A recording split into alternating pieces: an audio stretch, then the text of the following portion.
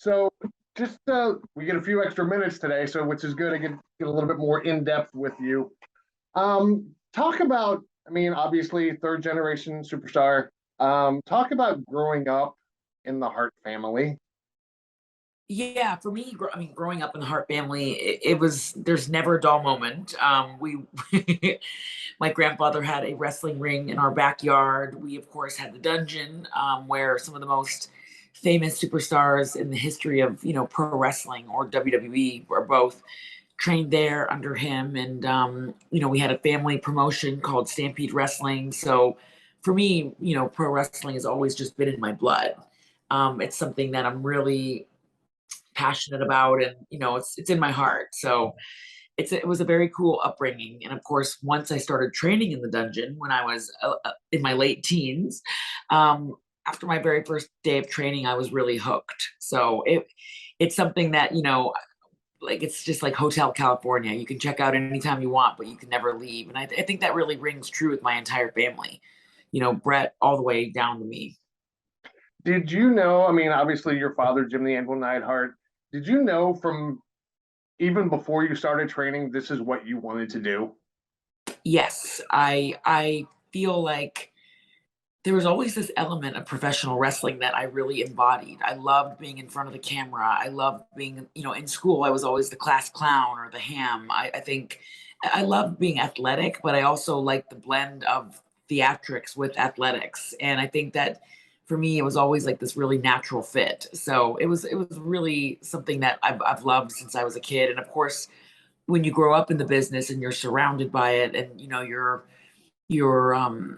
your whole family is involved in it, you're just it's a big part of who you are, even whether you like it or not. And for me, I love it, and so I'm so grateful that I found something that I love and that I could really throw myself into as a career. How many females trained in the dungeon? I mean, we hear about all the Hearts, Chris Jericho's, etc. How many women actually trained in the dungeon? There was two women that had trained with me in the dungeon, but they were sort of in and out. They were students at my uncle's, like for my uncle's wrestling school, in Calgary. And so you know they came and went. I mean, they were great girls. I loved working with them, but they never really stayed that long. So for me, like I was really the only like graduate that was like the only female graduate from the Heart Dungeon that went on to do stuff in pro wrestling. Not And again, that's the thing about pro wrestling, is that you can try out and you can join a school, or you can join a wrestling camp. It's not for everyone, and a lot of women had tried it and they liked it, but it wasn't what they wanted to do.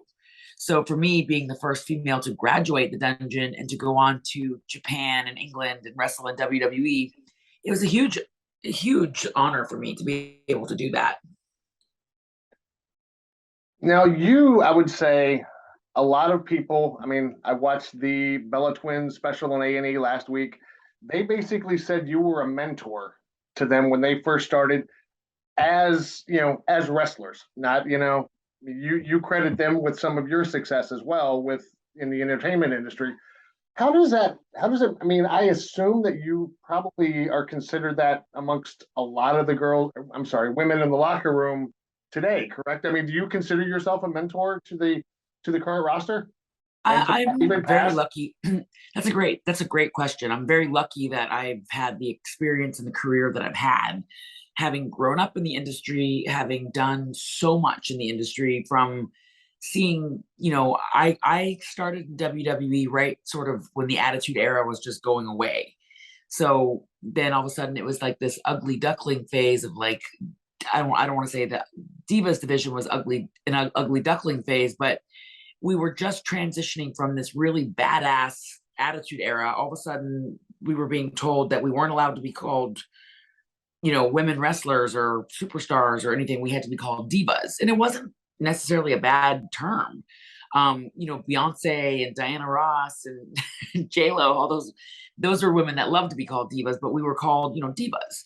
And so it was a very unique time where women's wrestling wasn't really celebrated. We weren't there yet.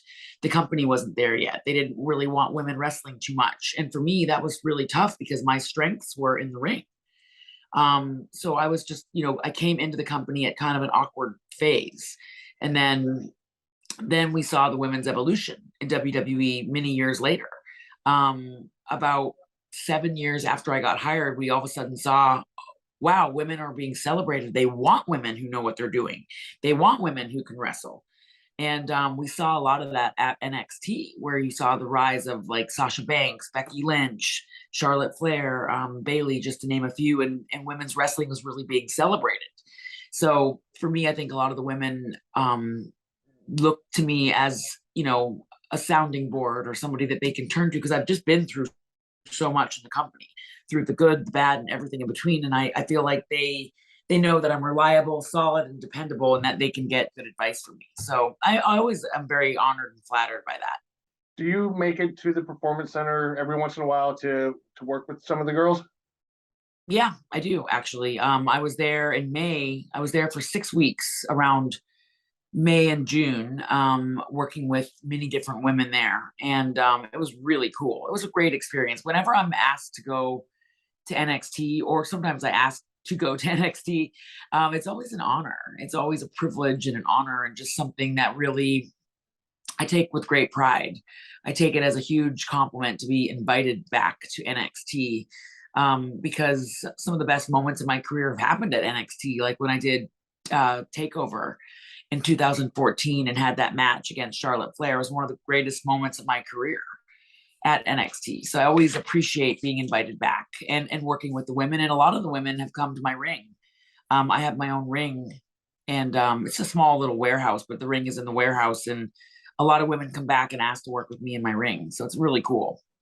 Yeah, because I noticed it was just a couple months ago, you had a little storyline with Cora Jade, and made her shine, honestly, which was you could tell, I guess. Thank you. What I was going to say is it came across on camera that how much the women backstage definitely look up to you. So I just wanted to let that let you see so much. That.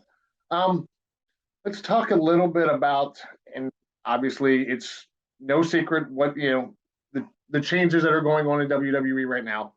Right. We're not going to get into a whole lot of other. I just want to kind of get your thoughts on now that, because in, what was it, 2018, 2019, when the Evolution pay-per-view took place? Yeah, 2018. Yeah. 2018. Thank you. Now that Stephanie is basically, she's in charge again, do you see another Evolution pay-per-view coming? Or would you like to see? Yeah, I definitely see Stephanie wanting to do more with women's wrestling. I see Stephanie's always wanted women to have more representation. She wants women to be more, like, she doesn't want a show where it's like, okay, we have 75% male matches and we've got 25% women's matches. She wants a show where it's half men, half women. She wants equality for the women in WWE. She's been very vocal about it, and it's really, really cool, because one of the first things I thought about all these new changes, especially with Stephanie, is that Stephanie and Triple H, they really care about women's wrestling. And the thing is that when you're in that position of authority, you're never going to please everyone. And I know how hard that was for Vince McMahon, because we wouldn't have had any of this without Vince. And so I always express so much gratitude to Vince, because we wouldn't have this company to do our work in. I wouldn't have the dreams that I have without Vince McMahon having allowed those dreams come true, because he built all of this. So I'm always enormously grateful to Vince, but I also believe that with change comes opportunities. And I've always said this, and I stand by this, that like when I was at NXT and Triple H was first introducing, like he said to me, he said, I don't want to have it just be where it's like, oh, those girls had a great wrestling match. He said, I want it to be where it's like, that was a great match. He's like, I don't see it as being just the girls having a really good match, or that was a good girls match. He wants more equality too for the women. And that really stood out to me, because even my match with Charlotte Flair at Takeover in 2014, I've told the story a million times, but Triple H said to me, because I asked him what my time limit was, and he said to me, "You don't have a time limit. You just go out there and do your thing. Just do your thing, and just do the match that you guys want to do, and just we'll worry about it later." And it was the very first time in my career that somebody said you don't have a time limit. And I always thanked Hunter for that. And like, it was always sort of like one of those things where like I'd never been trusted with something like that before. But I know it's challenging right now. People are very intrigued. Everybody wants to see what this new regime will bring. For me, what I'm seeing, what I'm witnessing, and I always go by what they do, not always by what they say. What I'm seeing is more women's wrestling, and I'm okay with that. I think that's incredible. You know, you look at Becky, you look at Bianca, you look at Dakota, you look at Io, you look at Bailey. They're women that have fought to be here. And I'm one of those women that fought to be in WWE. And I know everybody's journey is different, but we're wanting women to have more. We're wanting equality. We want women to be, you know, treated really, really well and given the credit that they deserve. And there's some really good people that are helping push that along. My husband is one of them. He's a producer for the women in WWE. And with like Stephanie being a woman herself, she's a woman. She wants women to be treated great. And I love that. Like, I feel like for so long, even for myself in the company, I was just so used to getting scraps and being like, okay, whatever it is I'm going to get, I'm just going to make it great. And I spent over a decade taking scraps and making it great and just trying to go, someday it's going to get better. One day I'm going to walk into work. One day it's going to get better. Just get through today and just do the best that you can. And it's nice to go, wow, we're going to be given a real chance to get some opportunities. So it's very cool. Let's talk about the women's tag team championships. Obviously, we know what happened with that as well. Not going to get into it. But you being a former tag team champion with Tamina, do you see those those titles coming back? Yeah, I do. I really do. I think that they will be back. I think that having the women's tag team championships back, hopefully sooner than later. I'm not sure when, but I feel confident they'll be back. It gives the women more opportunities. It gives us more opportunities to rise to the occasion and to really have something else to fight for. So if you're not in the championship picture, you can fight for the women's tag team titles. And I look forward to chasing those tag team championships once they're brought back. I can't wait. Okay. Last question. What does the future hold for Natalya? Ooh, well, for me, there's a couple things that I haven't done in the company. One of them is I haven't won a Raw Women's Championship. So for me, like one of the goals that I have in WWE is to become a Grand Slam champion. Currently, I'm a Triple Crown champion. So one day I'd love to be able to say that I held the Raw Women's Championship. So you never know. You never ever know. And that's the cool thing about WWE is you can always expect the unexpected. But for me, that would be something I'd love to do. You are the boat. Natalya, thank you so much. Thank you.